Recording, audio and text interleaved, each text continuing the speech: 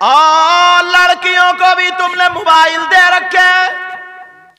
बेटी में मोबाइल होगा ही नहीं तो किसका फोन आएगा? रात के 11 बजे तक जो चैटिंगें चल रही है रात के बाद, सबको पता है, सबको पता है। जानबूझ के भोले बने पड़े जी। क्या इस अम्मा को पता नहीं है मेरी बेटी जीने की आड़ में खड़े हो गए, कभी कपड़े इधर फेंक रही है, कभी इधर फेंक रही है, आधा घंटा किससे बात कर? इस अम्मा को पता नहीं ये पागल है क्या? जी बोलो, ये रोटी नहीं खाती है ये अम्मा? ये पागल है? इसे पता नहीं है कि मेरी बेटी छत पे घूम के आधा घंटा मोबाइल पे किससे, कौन ऐसा रिश्तेदार है जी रोजाना आधा घंटा बात कर रही है ठला ठला करके? ये अम्मा पागल है क्या? पहले तो इस अम्मा की कमर पे 3 लठ मारो, मारी मत दियो कहीं मुझे फंसवा दो। लेकिन सुनो यार, सोचने की बात है। हजरत मैं अभी 3-4 रोज पहले रांची था, वहां से आया हूं, बताने की बात, मुसलमानों की 3-4 बच्चियां घर से निकल गई। लखनऊ में गैर मुस्लिम लड़कों के साथ पकड़ी गई। अल्लाह, उस अम्मा अब्बा को डूब मरना चाहिए। इतना आजाद छोड़ दिया, इतना आजाद कर दिया। बेटी अलग कमरे में मोबाइल चला रही है, क्या देख रही है, क्या इस माँ को कोई पता ही नहीं ये अपने शौहर के साथ में पड़ी है। कोई पता ही नहीं तरबियत क्या चीज है, कोई पता ही नहीं माहौल क्या चीज है। मगर सारी लड़कियां एक सी नहीं होती है, बहुत सारी अच्छी भी होती है। एक लड़की की जिंदगी तुम्हें सुना दूं, अल्लाह अल्लाह कई तकरीरों में बयान कर चुका हूं। वो लड़की जब शाम को सोती है तो 3 मर्तबा सूरह वाक़िया पढ़ के सोती है, और कुंवारी बच्ची है दुआ करती है, अल्लाह मेरा शौहर जो हो, जिससे मेरा निकाह हो, ऐ अल्लाह वो हाफिज कुरान। सुभान अल्लाह, सुभान अल्लाह, बहुत खूब जी। एक भाई फरमाइश करे गए थे इसकी वो हाफिज कुरान हो जी। लड़की बड़ी शर्मीली थी, बाहया थी। अब दुआ मांगती थी, उसको यकीन था मेरी दुआ कबूल होगी। कुछ दिनों के बाद उसके बाप के पास रिश्ता आया। लड़का बाशरे था, नमाजी था, दाढ़ी वाला था, सब बातें थी, मगर हाफिज कुरान नहीं था। कहा बेटी ऐसे ऐसे रिश्ता आया। अब बेटी अपने बाप से ये बात नहीं बता पाई, शर्मो आया, गैरत कौन बता देगी। अब चुप कह रही, अब्बा ठीक है जैसे आप चाहें। पुराने लोगों से पूछो, इनकी बहन इनके सामने गूंगी हो जाती थी, गूंगी जी, बोलती नहीं थी, पूरी जिंदगी काट दिए। आज की बेटी नहीं है जो 2 महीने शादी हो और लेके भाग जाती, बाप जाए भाड़ चूल्हे में, माँ जाए भाड़ चूल्हे में, तेरे हक है बस, अम्मा अब्बा का कुछ नहीं है। जिसने 9 महीने पेट में रखा, जिसका लाल खून काला हो गया, पूरी जिंदगी बाहर पड़ा रहा, उसका कोई हक नहीं रहा। कभी सोचा इस बात को? अब वो लड़की दुआ कर रही थी, अल्लाह मेरा शौहर हाफिज कुरान हो। रिश्ता आ गया गैर हाफिज से। अब्बा ठीक है जैसे आप चाहे। लड़की अब बाप के सामने नहीं बोल सकती ना जी, नहीं बोली। और आज की तो धमकियां दे रही है, धमकी है, चूहे मारने की दवा रख के फिर रही है, अरे खा लूंगी, मौसम रख के फिर रही है, कह रही खा लूंगी वरना रिश्ता भेजो वहीं पे, रिश्ता भेजो वहीं से। और दोनों ऐसे ऐसे कार्टून, वो खेतों में धोखे निकले होते, खेतों में धोखे, वही धोखे हैं। वो लड़की दुआ कर रही थी, मगर दिल ही दिल में ये तमन्ना रह गई, रिश्ता हो गया, शादी तय हो गई जी। अब एक दिन रो के बोली, या अल्लाह मेरे गुनाह तो बहुत है, मगर मेरी बड़ी आरज़ू ये थी मेरी दुआ कबूल हो जाती, लेकिन मौला जिसमें तू राजी उसमें तेरी बंदी राजी। वो लड़की की शादी हो गई, रिश्ता हो गया, शौहर के घर में चली गई। जैसे ही गई ना, थोड़ा सा दिल उदास था। शौहर भी बड़ा नेक था। शौहर कहने लगा, बीबी मैंने पहले तुम्हारे घर इत्तला पहुंचाई थी, अगर वो राजी हो तो मैं रिश्ता कबूल करूंगा। बोलो क्या मैं पसंद नहीं हूं? क्या तुम मेरे यहां राजी नहीं हो? वो कहने लगी, ओ मेरे सरताज, मैंने इजाजत दी है तभी तो ये रिश्ता हुआ है, तभी तो मैं तुम्हारे घर दुल्हन बन के आई हूं, मैं राजी हूं। तो फिर का मायूस क्यों? का सर से लेके पांव तक अब तो तुम्हारे हवाले हूं, तुमसे कोई बात नहीं छुपाऊंगी। मैंने एक तमन्ना की थी, एक आरज़ू की थी, मगर वो तमन्ना कबूल नहीं हुई। का क्या तमन्ना थी? का मैंने आरज़ू की थी मौला मेरी शादी हो तो हाफिज कुरान से। है बेशक बेशक। ये तमन्ना जी। वो कहने लग, शौहर बोला पता नहीं मैं इतना खुशकिस्मत, अल्लाह का रहम करम मुझ पे कैसे हो गया, मुझे ऐसी बीबी मिली। का परेशान मत हो, तुम्हारी ये तमन्ना मैं पूरी कर दूंगा। आए हाय सुभान अल्लाह सुभान कहा अल्लाह। कैसे? शौहर बोला सुनो, तुम्हें मेरा साथ देना पड़ेगा। ऐसी लड़कियां भी हैं और ऐसी भी हैं उन्हें ना जोहर का पता, ना असर का पता, ना मगरिब का पता, ना ईशा का पता। मेकअप में लत के फोटो पे फोटो मार रही है, सेल्फी पे सेल्फी मार रही है। अगर एक कपड़ों में फोटो खिंच गया, अब दूसरों में नाजायज, समझे? दूसरों में खिंच गया, कपड़े तो इतने बदल रही है, नमाज का टाइम पे टाइम बदल रहा, लेकिन वुजू नहीं बना रही, इसलिए मेकअप छूट जाएगा। जी। लेकिन ये भी लड़की है, लड़की। लड़का बोला सुनो, तुम्हें मेरा साथ देना पड़ेगा। कैसे? कहा इंशाल्लाह मुझे इतनी अच्छी बीवी मिली है ना, तो मैं भी तुम्हारे लिए कुछ करूंगा। कहा मैं उस वक्त तुम्हें हाथ लगाऊंगा जब हाफिज कुरान हो जाऊंगा। हाय हाय सुभान अल्लाह सुभान अब अल्लाह। मैं हिफ्ज करने चलूंगा, मगर सुबह होते ही निकल जाऊंगा मैं। मेरे घर वाले तुम्हें खा लेंगे। कोई कुछ कहेगा, कोई कुछ कहेगा, कोई कहेगा लड़की ने भगा दिया, कोई कहेगा लड़के को पसंद नहीं थी भाग गया। बहुत तरीके की बातें बनेंगी। ये सारी बातें बर्दाश्त करना। मेरी बहनें तुम्हारे साथ कुत्तों जैसा बर्ताव करेंगी। हो सकता है मेरे घर वाले ऐसा करें, मगर बर्दाश्त। कज्जी मुझे सब मंजूर है। शार सुबह होते ही चला गया। इधर जब दुल्हन सो करके उठी, देखा औरतों ने कहा भाई का बेटा का, जिसका जो रिश्तेदार था पूछा। अब लड़की चुप है, आंखों में आंसू है। जी। अब बहन तड़प गई कि ये भाभी नहीं है, डायन है, डायन। अच्छा मेरी एक बात समझ में नहीं आई, मैंने कई जगह देखा हजरत, जब तक शादी नहीं होती है ना, बेटा चाहे कुछ भी कर ले तो उसे ताने नहीं दिए जाते हैं। और जब शादी होकर के अगर जरा सी कोई बात हो जाए ना, तो बोले हाँ तू भी आ गया ना उसके चढ़ाए में, वही अम्मा बहका रही होगी, अम्मा उसी की चल रही है, उसी की। ये बड़े ताने मिलते हैं। गुलाम हो गया, गुलाम। मतलब ये रवैया भी खत्म करना पड़ेगा, तभी दोनों हाथों से ताली बजती है, एक हाथ से थप्पड़ लगता है। अब वो लड़का चला गया, लड़की बेचारी झेल रही है, न खाना न पानी है, ऐसे फेंक फेंक के खाना दिया जा रहा। लड़का दूर चला गया। एक मदरसे में पहुंचा, कारी साहब अस्सलाम वालेकुम। वालेकुम सलाम। कहा मुझे हिफ्ज करना है। उन्होंने ऊपर से नीचे देखा, बोले बहुत जल्दी आ गए तुम। बोले अभी इतने छोटे छोटे बच्चे हाफिज हो गए, मेरी उम्र का कोई हिफ्ज करने चला जाए तो कारी साहब क्या कहेंगे, 2-4 साल तुम मुझसे ही बड़े हो, ज्यादा बड़े नहीं होगी। यही तो कहा जल्दी आ गया, थोड़ा और रुक के आ जाते। कहा नहीं कारी साहब हिफ्ज करना है, ये बताओ कितने दिन में करा दोगे? कारी साहब बोले अगर अच्छा याद कर लोगे ना तो 3 साल में करा दूंगा। बोले यार 3 साल में तो मेरी बीवी को लोग मार देंगे। 3 साल नहीं, कोई और बताओ। किसी ने कहा कि उधर चले जाओ। वहां पूछा कारी साहब से, बोले 2 साल में। एक जगह 1 साल में। वो कारी साहब बड़े खूंखार थे, बहुत मारते थे, बहुत बढ़िया पढ़ाते थे। कहा 1 साल में वो भी 24 घंटे मेरे पास रहोगे, घर नहीं जाओगे, एक दिन की छुट्टी नहीं, जहां मैं जाऊंगा वहां तुम जाओगे। ठीक है 1 साल में। अब इन्होंने सोचा क्या करूं क्या करूं। बेचारा घूम रहा था, एक फकीर मिल गया रास्ते में। आए हाय। और इधर 3 दिन गुजर गए थे। फकीर की दाढ़ी धूल में सनी हुई, थूक भी लिपटा हुआ था। उसने जब चेहरा देखा, मुस्कुरा करके कहने लगा ओ नए दूल्हा मियां, हाफिज बनोगे जी।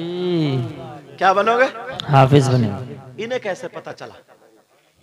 एक शेर पढ़ दूं जी। आवाज, क्योंकि नजला देख ही रहे हो तो नजला जुकाम, मगर कोई बात नहीं, हजरत की दुआएं। एक शेर फिर भी पढ़ूंगा जी। तू तूने पी पियालों से, आए हाय बेशक बेशक, मैंने पी निगाहों से। सुभान अल्लाह सुभान अल्लाह। तसव्वुफ का शेर है, कहीं शराब की तरफ को ध्यान चला जाता है, क्योंकि ज्यादातर लोग पिलक्कड़ी होते हैं।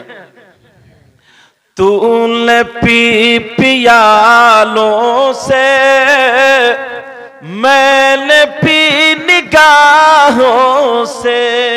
कही या रसूल अल्लाह, या रसूल अल्लाह। तूने पी पियालों से,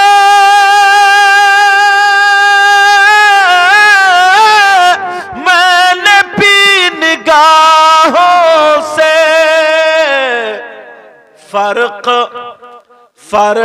बहुत फर्क है बहुत साकी, मेरे तेरे पीने में। फर्क है बहुत साकी, मेरे तेरे पीने में। याद मुस्तफा ऐसी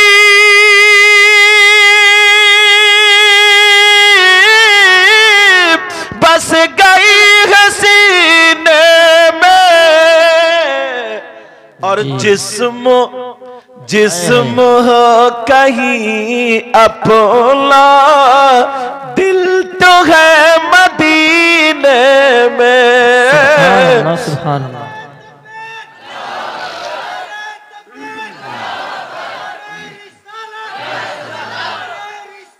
या रसूल अल्लाह, जिंदाबाद जिंदाबाद। अब वो लड़का घूम रहा था, फकीर कहने लगा, और नए दूल्हा मियां हाफिज बनना चाह रहे हो? अरे बाबा, तुम्हें कैसे पता चला? का तुम्हारा कमाल नहीं है ये, जब तुम्हारी बीबी रोजाना रात को मुसल्ले पर रो रो करके नबी के बच्चों का वास्ता दे रही है, ये उस बीबी का कमाल है। जी जी बेशक बेशक। कहा अगर तुम्हें हाफिज होना है तो मदरसे नहीं 17 किलोमीटर बड़े पीर का मदरसा है, वहां चले जाओ। जी अल्लाह, अब चला वहां पे मुझे तो बड़े पीर साहब भी बैठे थे, मुस्कुरा के बोले आ गए, नए दुल्हन आ गए? तो बोले जी सरकार। देखा तो खूबसूरत चेहरा, और ये सोचा यार मारते बहुत होंगे ये भाई। कहा कितने दिनों, पहले ये पूछ रहा था कितने दिनों में बना दोगे, अब बड़े पीर साहब बोले कितने दिनों में हाफिज बनोगे? कहने लगा सरकार कठिन बहुत है ना। का 6 महीने में करा दियो। का 6 महीने में? बड़े पीर बोले बस और कम करो जी, कम करो कम। अब तो ये सोचने लगा यार कहां फंस गया, मगर क्या पता था बेटा फंसे नहीं हो, तुम्हारी फांस निकाल दी जाएगी। कहा 6 महीने ज्यादा कम करो। कहने लगा सरकार 3 महीने। बड़े पीर बोले 3 महीने और कम करो जी। कहने लगा सरकार 1 महीना।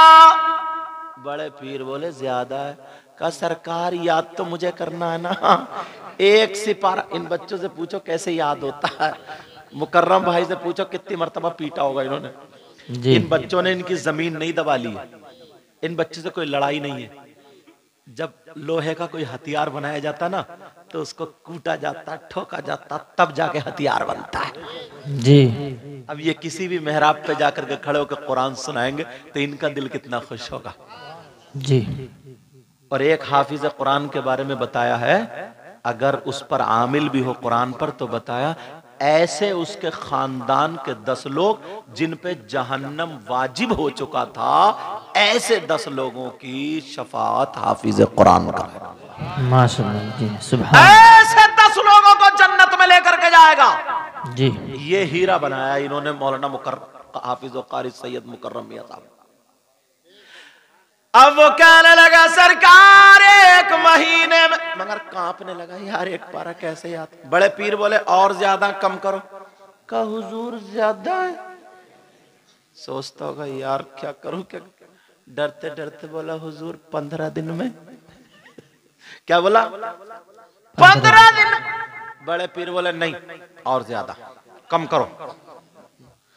सोचता होगा यार वो फकीर ने कहां फंसवा दिया यार, आज बड़े बुरे रहे। 2 सिपारे कैसे याद होंगे? 3 सिपारे 15 दिन जी। बड़े पीर वाले अभी ज्यादा है, कम करो। कहने लगा सरकार 10 दिन का और कम करो, का 5 दिन का और कम करो। कहने लगा 3 दिन। बड़े पीर वाले दिन खत्म कर दे, चल नमाज का टाइम हो रहा, वुजू बना करके मेरे पीछे नमाज पढ़ ले। जब मैं इधर सलाम फेरूंगा 15 पारों का हाफिज कुरान हो जाएगा, और जब इधर फेरूंगा तो 15 का हो जाएगा।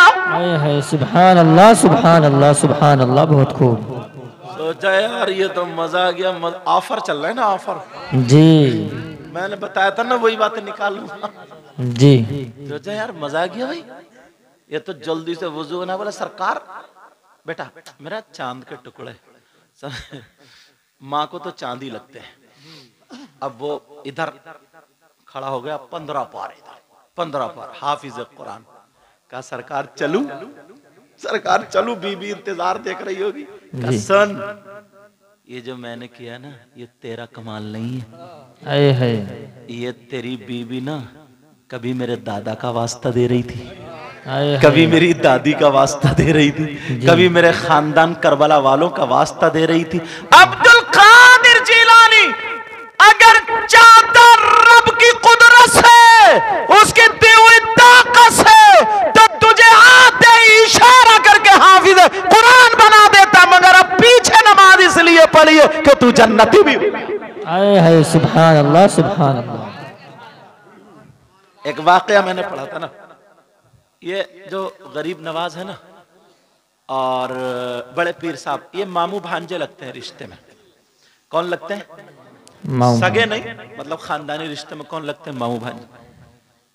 तो बड़े पीर साहब गए हुए थे बगदाद, उधर बड़े वो ये गए हुए थे गरीब नवाज, उधर बड़े पीर साहब ने ऐलान कर दिया था ईशा की नमाज में, जो अब्दुल कादिर के पीछे सुबह को फजर की 2 रकात नमाज पढ़ लेगा वो जन्नती हो जाएगा जी। और जिसने किसी ने बता दिया तो वो अपना खुद समझ ले। तो सब कह रहे हैं मैं भी नहीं बताऊंगा, मैं भी नहीं बताऊंगा, मैं भी नहीं बताऊंगा। गरीब नवाज रात भर सोए नहीं, पूरे बगदाद में ऐलान कर दिया, अरे सो रहे हो? चलो अब्दुल कादिर गौसे पाक के पीछे 2 रकात पढ़ लो, जन्नती हो जाओ, चलो देखा मस्जिद भर गई। इनका नंबर भी 5वीं या 7वीं सफ में आया। बड़े पीर ने नमाज तो पढ़ा दी, नमाज पढ़ा के बोले कौन है वो जिसने ऐलान किया? अब गरीब नवाज नहीं उठते। कहा उठो, कौन है जिसने ऐलान किया? नहीं उठे। क्या क्या उसे अपना डर नहीं था? उठो। देखा तो इत्तकू फिरासतल मुमिन फइन्नहु यंजुरु बिनूरिल्लाह। आए है सुभान अल्लाह। मोमिन की फरासत से डरो इसलिए कि अल्लाह के नूर से देखता है। जी। देख लिया, इधर आया, पेशानी को चूमा। क्यों किया?